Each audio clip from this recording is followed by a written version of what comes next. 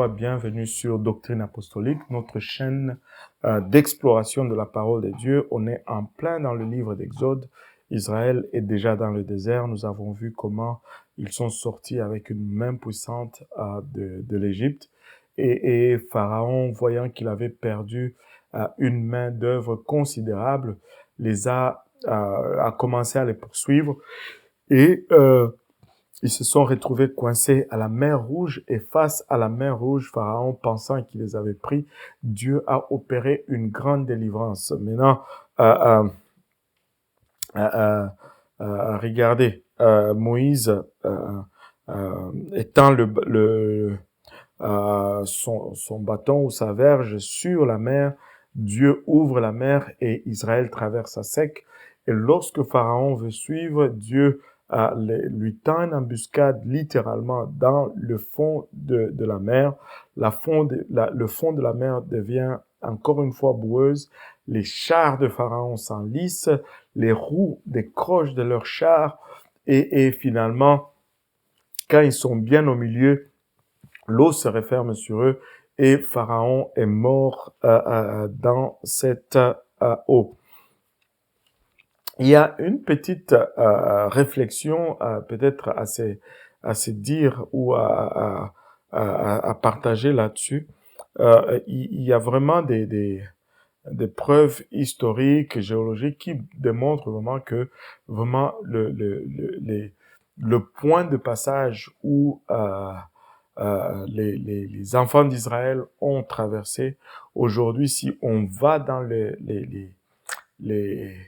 le fond de la mer Rouge, on peut voir des formations. Ce sont les roues des chars ou même les structures des chars, le carlingue de chars qui sont déjà qui forment de corail.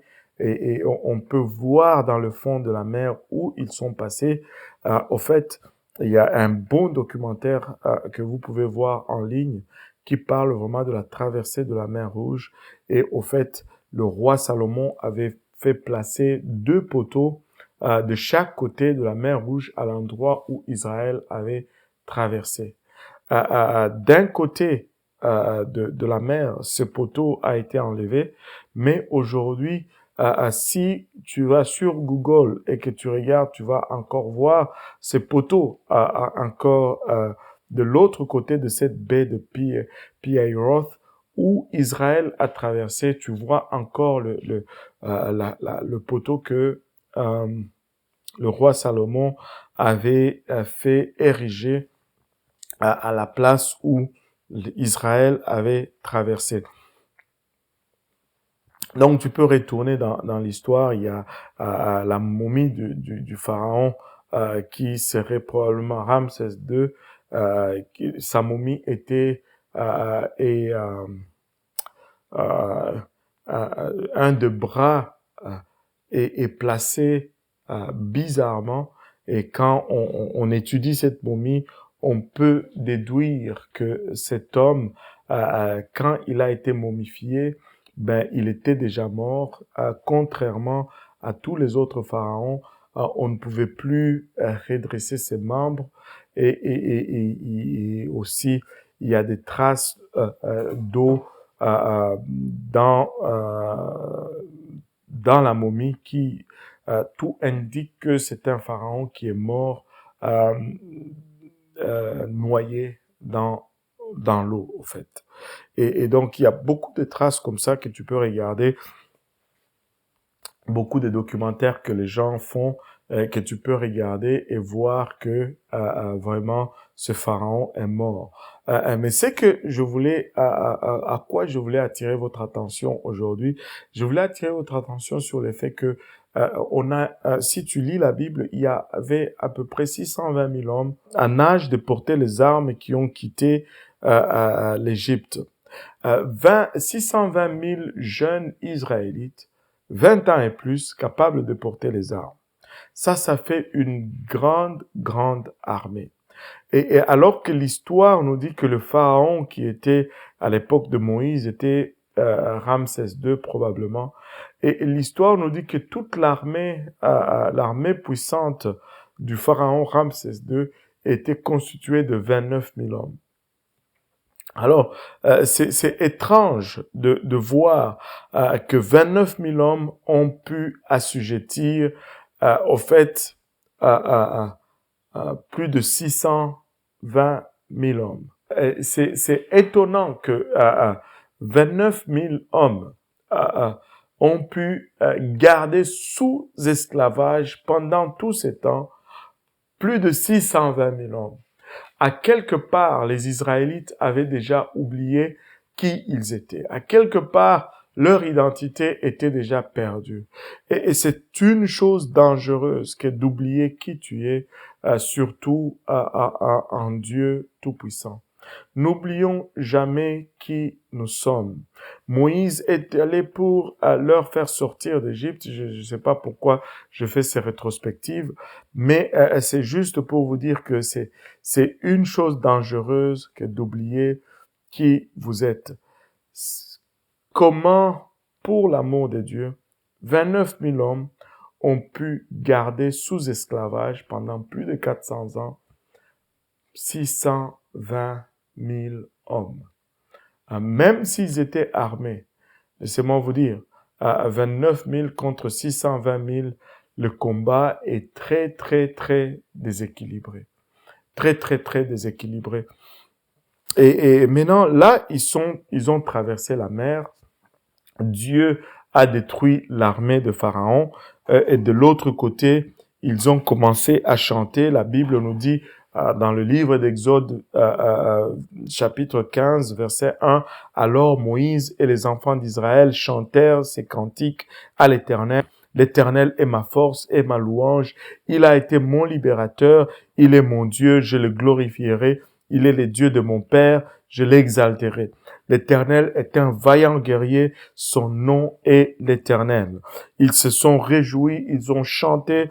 Au verset 20, la Bible nous dit, et Myriam ou Marie, la prophétesse qui était la sœur d'Aaron et la sœur de Moïse, prit dans sa main le tambourin et toutes les femmes sortirent après elle avec des tambourins en dansant et Myriam ou Marie répondait à ceux qui chantaient, chantez à l'Éternel car il s'est hautement élevé, il a jeté dans la mer le cheval et son cavalier. Et c'était un jour de délivrance. Et tu aurais cru que ces jours-là étaient marqués dans la mémoire d'Israël. Tu aurais cru que après avoir observé la colonne de nuée le jour et la colonne de feu le soir ou la nuit, après avoir marché tout le long, et tu aurais cru que après une si grande délivrance, cela allait être un point tournant dans la foi d'Israël qui n'allait plus jamais douter de Dieu. Mais laissez-moi vous dire, c'était à peine quelques jours que Israël a commencé encore à douter d'Israël, de Dieu. La Bible nous dit, au verset 22, « Puis Moïse fit partir les Israélites de la mer Rouge, et ils tirèrent vers le désert de Shur. Et ils marchèrent 3 jours dans le désert, et ne trouvèrent point d'eau. Puis ils vinrent à Mara, mais ils ne purent boire des eaux de Mara, car elles étaient amères. » C'est pour cela que ces lieux furent appelés Mara, qui veut dire amertume. Alors le peuple murmura contre Moïse en disant, « Que boirons-nous » Après 3 jours après une si grande délivrance, ils ont encore commencé à murmurer. Et Moïse cria à l'Éternel, et l'Éternel lui indiqua un bois qu'il jeta dans les eaux, et les eaux devinrent douces. C'est là qu'il imposa une ordonnance et un statut, et c'est là qu'il l'éprouva. Et il dit, si tu écoutes attentivement la voix de l'Éternel ton Dieu, si tu fais ce qui est droit à ses yeux, si tu prêtes l'oreille à ses commandements et si tu gardes toutes ses ordonnances, je ne t'infligerai aucune des maladies que j'ai infligées à l'Égypte, car je suis l'Éternel qui te guérit. Puis ils vinrent à Élim, et là il y avait 12 sources d'eau et 70 palmiers, et ils campèrent là près des eaux. À peine 3 jours après, ils ont déjà commencé à camper, plutôt à murmurer. Et Dieu va donner de la manne aux Israélites à manger et la manne leur tombait du ciel et Dieu va le conduire de cet endroit-là jusqu'à à une place. On va sauter au chapitre 17, le premier verset. Et toute l'assemblée des enfants d'Israël partit du désert de Sin, suivant leur étape, d'après le commandement de l'Éternel, et ils campèrent à Réphidim. Et il n'y avait point d'eau à boire pour le peuple. Et le peuple contesta avec Moïse. Et à chaque fois qu'il y avait un problème, c'était toujours le problème du dirigeant. Le dirigeant était blâmé. À chaque fois qu'il rencontrait une difficulté, Moïse avait des problèmes. Et le peuple contesta avec Moïse au verset 2 du chapitre 17. Donne-nous de l'eau que nous buvions. Et Moïse leur dit, pourquoi me querellez-vous? Pourquoi tentez-vous l'Éternel? Le peuple eut donc soif dans ces lieux faute d'eau. Et le peuple murmura contre Moïse et dit, pourquoi donc nous as-tu fait monter hors d'Égypte pour nous faire mourir de soif, moi et mes enfants et mes troupeaux? Et Moïse cria à l'Éternel en disant, que ferai-je à ce peuple? Encore un peu et ils me lapideront. Et l'Éternel répondit à Moïse, passe devant le peuple et prends avec toi des anciens d'Israël et prends en ta main la verge dont tu frappas le fleuve et marche. Et voici, je me tiendrai devant toi là sur le rocher à Horeb, et tu frapperas le rocher, et il en sortira de l'eau, et le peuple boira. Moïse fit donc ainsi aux yeux des anciens d'Israël, et on nomma les lieux Massa et Meriba, tentation et querelle, à cause de la contestation des enfants d'Israël. Et parce qu'il y avait tenté l'Éternel en disant, l'Éternel est-il au milieu de nous, on n'y est-il pas? Et là, le peuple tente Moïse, et Moïse reçoit les instructions de Dieu, et Moïse avance avec les anciens d'Israël. Là, il y avait un rocher. Moïse frappe le rocher, et le rocher donne de l'eau, et le peuple est apaisé. Et ça, c'est le premier miracle, que Dieu utilise le rocher. Mais il va y avoir une autre instance où Dieu va utiliser le rocher, mais on va parler de cette instance dans la diffusion prochaine. Mais laissez-moi vous dire que, encore une fois, n'est pas à force de multiplier les miracles que Dieu a pu gagner le cœur d'Israël. Le cœur d'Israël est resté insensible, le cœur d'Israël est resté endurci. À chaque fois qu'il y avait un moindre obstacle, Israël voulait retourner en Égypte. Dieu a sorti Israël de l'Égypte, mais l'Égypte n'avait pas encore quitté le cœur d'Israël. Laisse-moi vous dire ceci. Dieu nous appelle à le suivre et à le servir. Dieu peut nous sortir du monde, mais Dieu ne va pas sortir le monde de nous. C'est nous qui devons sortir le monde de nous. Si nous n'arrivons pas à une place où nous nous décidons et que nous enlevons littéralement le monde hors de nous, nous n'allons jamais réussir à suivre Dieu. Et cela peu importe le nombre de miracles que Dieu va multiplier sur notre chemin. Il y a des gens qui vont vivre pour Dieu juste de miracle en miracle. Et ne me comprenez pas en travers, je ne suis pas contre les miracles.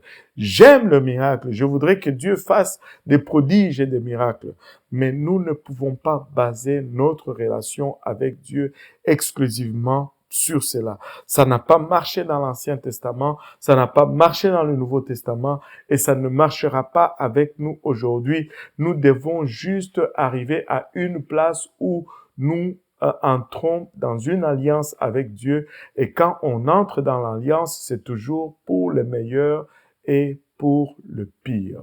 Servons Dieu, qu'il nous guérisse, servons-le. Qu'il ne nous guérisse pas, servons-le quand même. Qu'il nous donne, servons-le. Qu'il ne nous donne pas, servons-le quand même. Et nous allons retourner lors de la diffusion prochaine et voir ce que Dieu va faire avec l'histoire du rocher. Mais on va s'arrêter là pour aujourd'hui et je vais vous dire et vous exhorter encore avant de vous dire au revoir bien entendu, vous vous exhorter à demeurer dans la prière, à demeurer dans la lecture de la parole de Dieu. Et on se voit à très bientôt.